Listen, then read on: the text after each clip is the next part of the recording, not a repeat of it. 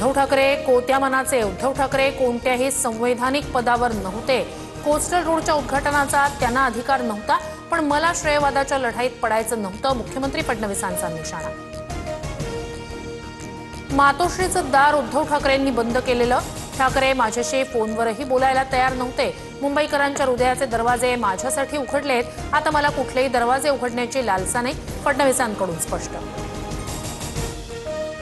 गौतम अदानी 2014 पूर्वी कुठे नव्हतेच. 10 वर्षात अदानींचा देशभरात विस्तार. आता अख्खी मुंबई महाराष्ट्र विकायला काढलाय. अदानींच्या वाढलेल्या प्रकल्पांवरून राज ठाकरेंचा भाजपवर हल्लाबोल.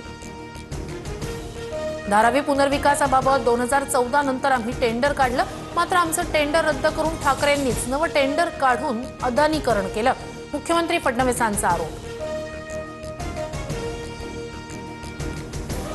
तामिळनाडूमधून रसमलाई आली होती. मुंबई महाराष्ट्राची नाही म्हणाला.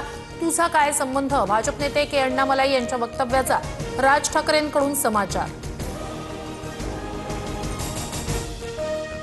बॉम्बेचं मुंबई भाजपच्या राम नाईकांनीच केलं. अण्णामलाईंचं वक्तव्य गांभीर्यानं घेण्याची गरज नाही. मुख्यमंत्री फडणवीसांची प्रतिक्रिया. राज्य निवडणूक आयोगाला कोर्टाचा दिलासा. जिल्हा परिषद निवडणुकांसाठी कोर्टाकडून 15 फेब्रुवारीपर्यंत मुदतवाढ. उद्या महानगरपालिका निवडणुकीच्या प्रचाराचा शेवटचा दिवस. 15 जानेवारीला मतदान, तर 16 जानेवारीला कोण बाजी मारणार हे समजणार. शिवतीर्थवर आज फडणवीसांसह शिंदेंची संयुक्त सभा. ठाकरे बंधूंनी सभेतून केलेल्या टीकेला शिंदे फडणवीस काय उत्तर देणार याकडे सर्वांचं लक्ष. मनसे अध्यक्ष राज ठाकरे आणि उद्धव ठाकरे यांची आज ठाण्यात जाहीर सभा. ठाण्यातील गडकरी रंगायतांसमोर संध्याकाळी 6 वाजता सभेचं आयोजन. उपनगराध्यक्ष निवडीनंतर अंबरनाथ नगरपालिकेत जोरदार राडा. भाजप आणि शिंदेंची शिवसेना आमनेसामने. चप्पल दाखवत महिलांनी रोष व्यक्त केला.